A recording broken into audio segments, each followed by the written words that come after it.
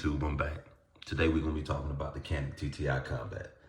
This gun has been out for a while. You've seen 1,000 reviews about it. You've seen the ups and downs that people went through when it first dropped with failure to fires or failure to ejects or whatever the issue was that they were having. Canik released a new spring to go with the weapon that was supposed to cure those issues. The weapon came with 2 springs to begin with. They released that additional spring to alleviate an issue that some people were having in the early production ones or whatever. When I got mine, I didn't have any of those issues, so I never reached out to Canik to get the new spring. I couldn't tell you exactly what it is that it does because I didn't even look into it because I wasn't having any issues with the weapon. So at this point, we all know what it is, what it does, what it's capable of, what it's inspired by. So what we'll do is, we'll start with the business. This weapon is clear. It is pointed in a safe direction. I am in a controlled environment. The case, we're gonna touch briefly on that. The packaging that this weapon came in was phenomenal. You got a hard case that's TSA compliant. They say I haven't tried it.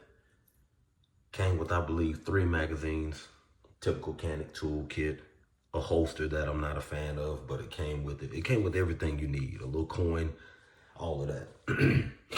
So for those of you who don't know, this is the collaboration between Canik and Taran Tactical to kind of have a firearm that's accessible to people cheaper than what a typical race gun concept would cost. I'm not going to call this a race gun, but you know, it's got those features. I'm a guy that is not opposed to Canik. Most Caniks were or are affordable, depending on what your definition of affordable is. When this one first dropped, you're looking at them, depending on where you got it from or where you live, $1,200 to $950 at the time. I got this one relatively close to when it dropped. Place I got it from offered a military discount. I think I was out the door at like $920. I could check the receipt and give you an exact number because I keep all the receipts for every firearm purchase. But it's ported, comped, whatever you want to call it. They're small. Does it shoot relatively flat? As far as I'm concerned, it shoots pretty damn flat. It shoots well. The recoil impulse is, I'm not going to say it's amazing, but it's pretty damn good. As far as striker-fired pistols, you know, Canik has some of the best triggers on the market when it comes to that. This one is above all. Extremely flat, good design, crisp break, barely any reset, you back on it, boom.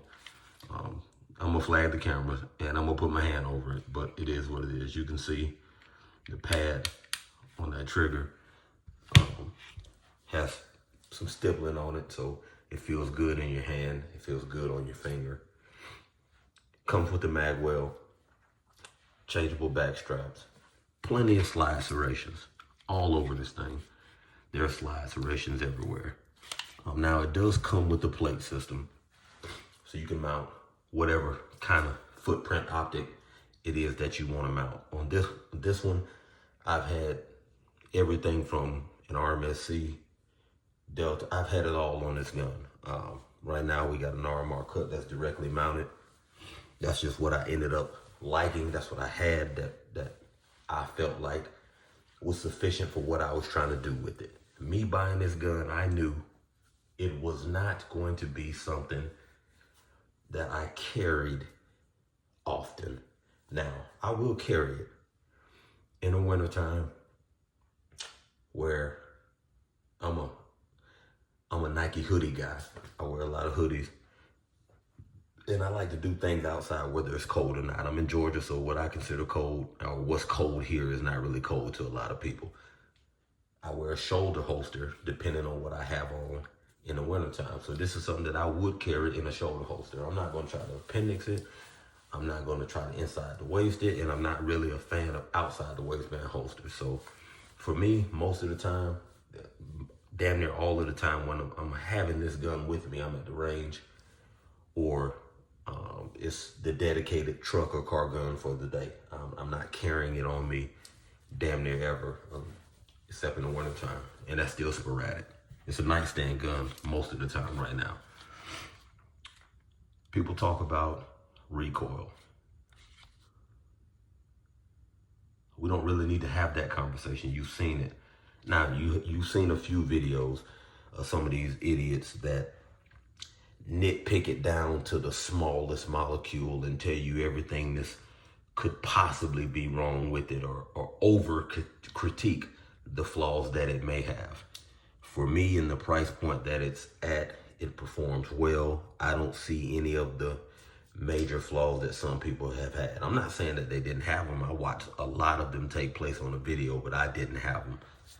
Like with most comped weapons, you're probably in a safe range, at least through your break-in period, to run 124 grain. I typically just run 124 grain in a lot of things, damn near everything. Now, if I'm at a range that don't have 124 grain and I run out of what I brought, I might run somewhere 115, but most of the time I'm a 124 or 147 guy. It just is, that's just me. These prefer that, especially in their break-in period. They tell you that's what you should break them in with. But listen, man, y'all know how I feel about guns that cost over $1,000. Like, I don't knock them. I don't have anything against them, but it's something I try to stay away from handgun wise as much as possible. Now, I got a few that are knocking on the door, and I got a few that are over that amount. But in general, the bulk of what I have is gonna be less than $1,000. Now, when I finish putting it together and doing whatever it is I'm gonna do, yes, it's over $1,000. So keep that dumbass comment to yourself. The obvious is the obvious, especially when you're running some of these optics that are $200, $300, $400, $500, $600 plus. I try to stay away from a lot of those too, but you know, sometimes you like what you like. Is this something that I'm going to tell you, hey, you gotta have? No, I'm not gonna tell you you gotta have it. You got your Glock guys that ain't gonna like anything but a Glock. You got your Canik guys that ain't gonna like anything but a Canik. You got your Smith guys, you got your SIG guys. I was a SIG guy. You know, the SIG guys are on the decline right now. But I like it. I like some of the Canik offerings. I'm not against Canik. I love that Prime. They got a few other things that I'm interested in. I don't own many Caniks. I've shot a lot of them, but the only two that I saw that I had to have at that time was this one and that Prime. I wanted both of those, and I got both of those. The grip texture is similar to what I like. I'm a sandpaper grip texture kind of guy, and this kind of checks that box for me. What I don't like on any weapon, but a lot of them have it, is this long slide, stop, slide release. I've never been a fan of that. I'm still not a fan of it, but it's here. Funny, but ignorant. On another video, I think I had this gun in the video where I was talking about it. I said that I wasn't a fan of, I was talking about a Walther, but I said I'm not a fan of the Canik style slide release. And you would be amazed how many motherfuckers act like they don't make mistakes when they're talking and comment the same stupid shit repeatedly. It's not a Canik style slide stop, it's a Walther style. Motherfucker, I don't care. Everybody makes fucking mistakes. Half of you, never mind, I ain't gonna get into that rant tonight. Some of y'all just say stupid shit on YouTube videos because you're not bold enough to say stupid shit to people you actually know in life. Anywho, 4.6 inch barrel, threaded, fluted. Taking this apart to clean it is a bit different than most comps. You can remove it. You should remove it to clean it. It's a pain in the ass a little bit. I really feel like these ports, this should have been bigger. I've seen some guys that have this milled out or cut out or however they do it and open up the port. It's not that important to me. It feels good in the hand. Plenty of spots you can grab it. Something that you know all these Caniks have, that indicator right there, that front fiber optic sight, the blacked out rear.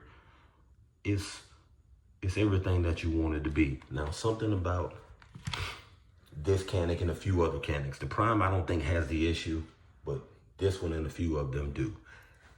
I don't think the aesthetics are going to be timeless. And what I mean by that is Glocks, people complain about how plain Glocks are. But over time, that design has not changed enough for it to be one generation is extremely ugly in comparison to another. Now, you got your finger groove guys and your no finger groove guys. I'll give you an example. If you're a car guy or a truck guy like I am, I will buy a brand new F-150 all day. The newest Fords, with the exception of the one they dropped in 97, that 97 to 03 body style I wasn't a fan of, except the Lightning. But newer Fords, typically to me, look the best. They have the least amount of issues, and we're talking V8s here. Least amount of issues initially, but as Fords get older, Ford trucks get older, they don't look as good. So I'm a new Ford, old Chevrolet guy. I don't dislike how new Chevrolets look, but Chevrolet's body styles age well. They still look good when they get old. I think this Canik, this TTI Combat that I actually love, is a new Ford. It looks good now, but just me looking at it after having it since it dropped, it's blocky, man. It's everything that y'all talk shit about Glocks if you don't like any Glock at all. This is blocky, man. It's hard lines. I don't think, I have a 19-year-old. I don't think by the time my son is 41, my age, that he's going to look at this gun and be like, when I give it to him, like, damn, that's a good looking gun. He's gonna like it. He likes it now because his dad bought it, and he knows it's gonna be his one day. But I don't think it's going to be the gun that is still popular in 20 years or still has a cult-like following in 20 years. It's not gonna be a relic that he's gonna be like, damn, I got a gun that's worth a lot of money. I don't think the style is going to age well. I think Canik will continue to evolve and become a firearm that is loved by the masses, and they'll work out whatever kinks people think that they have, and they'll be a big brand. But I don't think aesthetically they're going to just be showpieces that people are proud to have. Do I have a problem with the function of it? I absolutely do not. Do I have a problem with the finish? I absolutely do not. Do I have a problem with the grip? I sure as fuck do not. The trigger is amazing. The mag well is perfect. You should really shoot one. I'm not gonna say you should buy it because, you know, people have their own budget or their own reasons. I don't advocate for people buying things just because they're new or people like them or they're selling well. In all honesty, this is not a weapon that I should have bought because it doesn't have a real purpose for me. And I know you guys say, well, you got a lot of guns. At the time that I bought a lot of guns, they had a purpose. This is one of those ones that didn't have a purpose when I bought it, and it really doesn't have a purpose now. And me saying I shoot it a lot at the range, which I do, does not make it a gun with a purpose. Yeah, it's a nightstand gun, but there's no defined purpose for this. I didn't need another nightstand gun. This was one of those impulse buys that I saw it, I liked it, I wanted it, I got it, and I'm kind of happy that I got it. So there's that. I'm gonna be honest with you about that. The Prime, which came after this clearly, the Prime is the one. The Prime has every element that I like about this in a weapon that aesthetically looks better. It functions well. It's a good size for everyday carry in whatever environment that you're in. I can see that one being an important gun in the future when people look back on the time and the progress. There's some innovation there, and I think that's where that Canik space is right now. You have guys who do not want to dump a whole lot of money into something that they feel is reliable and accurate, and Canik provides that space where there are options that are cheaper than a Glock, but similar to a Glock. and the parts are interchangeable on a lot of Canics. So there's a space for them. For the budget-minded guy that wants to have a collection of more than one, and he don't want to have $4,000 or $5,000 in that collection, you can spend $2,000 and get 5 to 6 Canics, hell, depending on, because they got one on sale right now, they damn near giving away. You can spend $2,000 and have an array of guns. Now, the downside to Canik as a whole is, out of that array of guns that you're going to have access to, they're all going to be a 9mm. You know, a lot of us have a lot of 9mm guns. So that's kind of where the industry is right now when it comes to handguns and PCCs or whatever. 9mm is back being dominant like it was when I was younger, but I think a manufacturer that doesn't branch into other calibers is kind of putting themselves in a box. I would like to see something similar to this in 10mm. I would like to see something similar to this in 45. I would like for one of these handgun manufacturers to take 357 SIG and build a real deal solid EDC gun around it. And people are gonna say, well, do you know how much a 357 SIG bullet? I don't give a fuck, man. If you're gonna shoot, you're gonna shoot. If you're gonna buy ammunition, you're gonna buy it. There are a lot of things in life that price dictates for me, but ammunition is not one of those things. If I'm going to buy it, I'm going to buy it. Now, I might be mad as hell with that. I got one of my cars that take premium and I'm paying $3 and some change for gas, but I didn't have to buy that car and I don't have to drive that car. I got shit to take regular gas. So there's a market for 40 cal, 10mm, 357 SIG, and I think more manufacturers should get into that market and kind of evolve these other rounds. You don't want everything just dominant on 9mm, and that's kind of what we're seeing right now as it pertains to handguns. Anyway, I'm not gonna talk your head off. This ain't no exciting video. I'm not telling you nothing that you don't know. I'm really just rambling, talking shit. I like the Canik TTI Combat. I think it's a good weapon. I think it's got a bad rap because there are plenty of guns that have come out that have had their issues when they came out.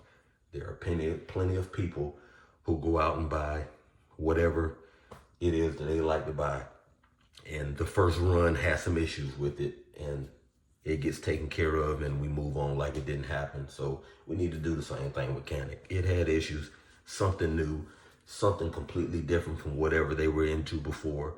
It had issues, they corrected the issues, and we moved on. And that dude I referenced in the last video that was talking, he just dogged this motherfucker out on this video.